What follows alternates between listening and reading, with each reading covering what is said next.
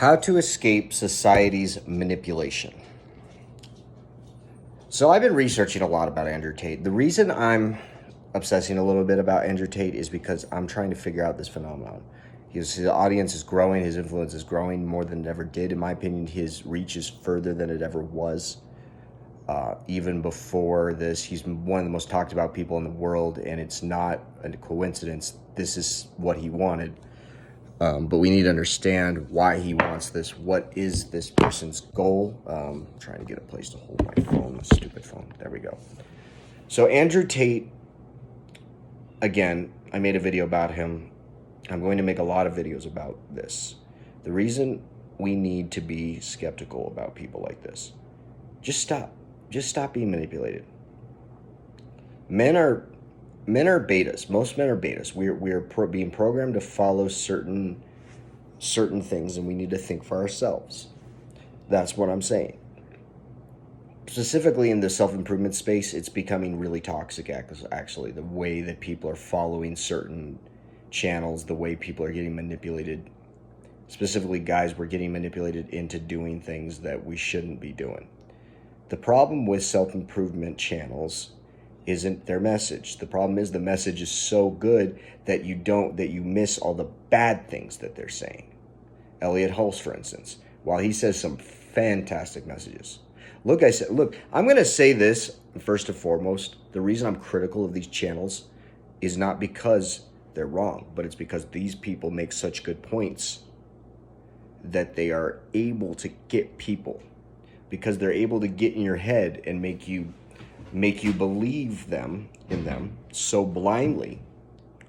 That is where the toxicity arises. This is where the problem, the psychological issue arises. And this is why we need to be skeptical of everyone. All the content that we consume, we have to be aware of what it's doing to us subconsciously.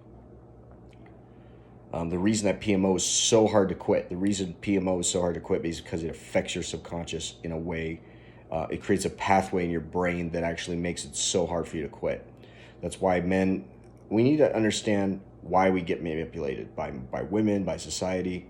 There's always something, there's always a target on our head, basically. That's what I'm trying to say. There's always a target on our head. There's always somebody coming for us to take over our brains, like trying to get in our head. There's people who want to sell you things. There's people who want to manipulate you. Everybody's out there to get you as a man.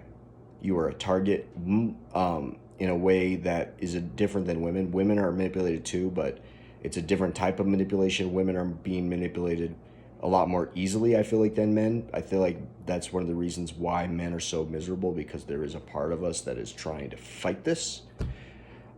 That's why the misery exists. That's why the meaningless exists. That's why we live in this existential trap, this existential hell. To put it bluntly, the reason that we are suffering like we are is because we are fighting with programming there's a part of us that's trying to free itself, and we're being programmed. We're trying to oppress something that is so powerful. Our masculinity is something that is very powerful, and it even if you try to, even men who are effeminate, they have the masculinity still exists in them. That's why they're so awkward. That's why, honestly, why these men are so awkward. That you see these guys with their glasses. You see these guys, they don't talk with a lot of people. They don't have very high self-confidence. And I've been there still. Like, I'm still working on myself. Like I said, I'm not perfect. I need to work on my self-confidence myself. But the whole thing about it, guys, is that the more you embrace your flaws, the fact that the whole thing about men being effeminate is something that I think can be worked on. I feel like we can cure that. Like, it's possible to become more masculine again. I think all these dumb statistics they keep putting out, they keep these channels, like these red pill channels will constantly push out all this negative stuff to make you believe in them, not to improve yourself, because that's not the goal of red pill. That's one thing I realized. That is not the goal of the red pill community. That is not the general business goal that has now been set with the red pill, because the red pill started as something that was about self-improvement. Started with MGTOW, and I'd say MGTOW originally, when I started being MGTOW, was not quite as toxic as it is now. It wasn't originally about hating women. It just kind of turned into that thing. Everything where we're blaming women for whatever thing. Now, it is true.